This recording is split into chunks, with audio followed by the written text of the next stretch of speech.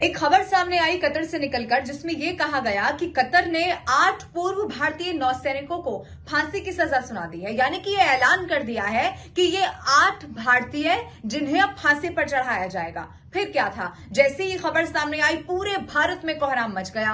हर कोई ये सवाल पूछने लगा, या हर किसी के जहन में ये सवाल आने लगा कि आखिर भारत सरकार अब अपने नागरिकों के लिए क्या सोच रही है, अपने नागरिकों की सुरक्षा के लिए भारत सरकार की रणनीति क्या है। और सबसे बड़ा सवाल यह था कि क्या अभी भी कोई विकल्प ऐसा है जिससे इस फैसले को बदला जा सकता है। क्या भारत की तरफ से कुछ ऐसा किया जा सकता है कि उन 8 पूर्व जो भारतीय नौसैनिक हैं उन्हें फांसी की सजा ना मिले। अब इस वीडियो में आज मैं आपको यही बताने वाली हूं कि इस वक्त भारत सरकार किस रणनीति पर काम कर रही है और उनके पास विकल्प क्या हो सकते हैं। शुरुआत में करती हूं ब्रीफ में। सबसे पहले जो इस वक्त मेरे साथ जुड़े हैं, जो इस मामले के बारे में नहीं जानते हैं, उनको मैं बता देती हूं। 8 पूर्व भारतीय जो नौसैनिक है वो वहां पर रहते थे, वहां पर एक कलदेहरा कंपनी है उसमें काम करते थे।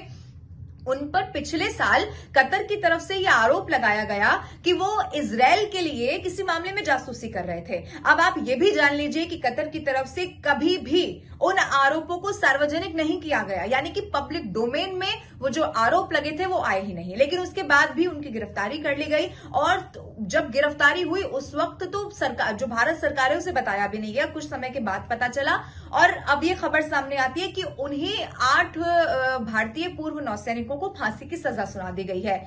अब इसमें सवाल यह है कि अब भारत सरकार जो है वो इसको लेकर क्या तैयारी कर रही है। अपडेट इसके लिए आप ये भी जान लीजिए कि विदेश मंत्री एस जयशंकर ने जो भारतीय जिनको फांसी की सजा सुनाई गई है उनके परिवारजन जो यहां हिंदुस्तान में रहते हैं उनसे मुलाकात की है। अब ये मुलाकात इस बात का संदेश है कि भारत सरकार ये भरोसा दे चुकी है। विदेश मंत्री एस जयशंकर की तरफ से ये कह दिया गया है कि अब आपको चिंता नहीं करनी है, क्योंकि हम उनकी सुरक्षा के लिए काम कर रहे हैं और हम उन्हें सुरक्षित वापस ले आएंगे। यानी कि जो सजा दी गई है उसे पलट दिया जाएगा, यानी कि उन्हें फांसी की सजा नहीं होगी। अब सवाल यह है कि विकल्प क्या है। मैं शुरुआत करती हूं एक कूटनीतिक तरीके से। जैसे भारत हमेशा आगे बढ़ता है, अपने कई सारे ऐसे मसले रहे हैं जहां पर भारत की कूटनीति ने जबरदस्त जो भारत का मान है वो बढ़ाया है। अब ऐसे में कूटनीतिक जब मैं कह रही हूं तो अब आप ये समझिए 2017 से 2021 का वो समय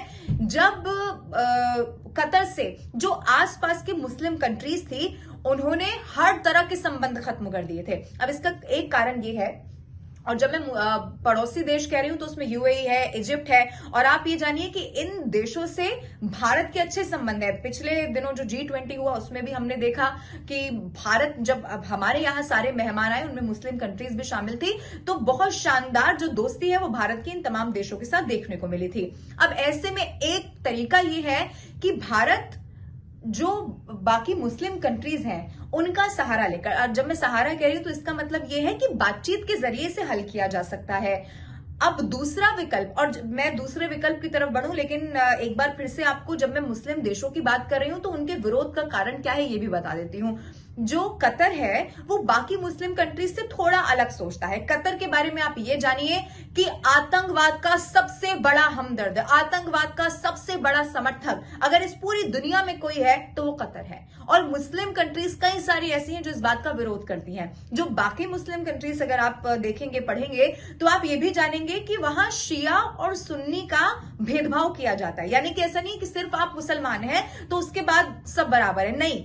लेकिन कतर में क्या होता है, अगर आपको कतर से दान पाना है तो सिर्फ आपको मुसलमान होना चाहिए। अब आप शिया है, सुन्नी, उससे कोई फर्क नहीं पड़ता। लेकिन कतर वो मुल्क है, वो देश है जो सबसे ज्यादा फाइनेंशियली सपोर्ट करता है। सारी चीजें जो आतंकवाद को बढ़ावा देने के लिए जरूरी होती हैं वो सब कुछ मुहैया कराता है।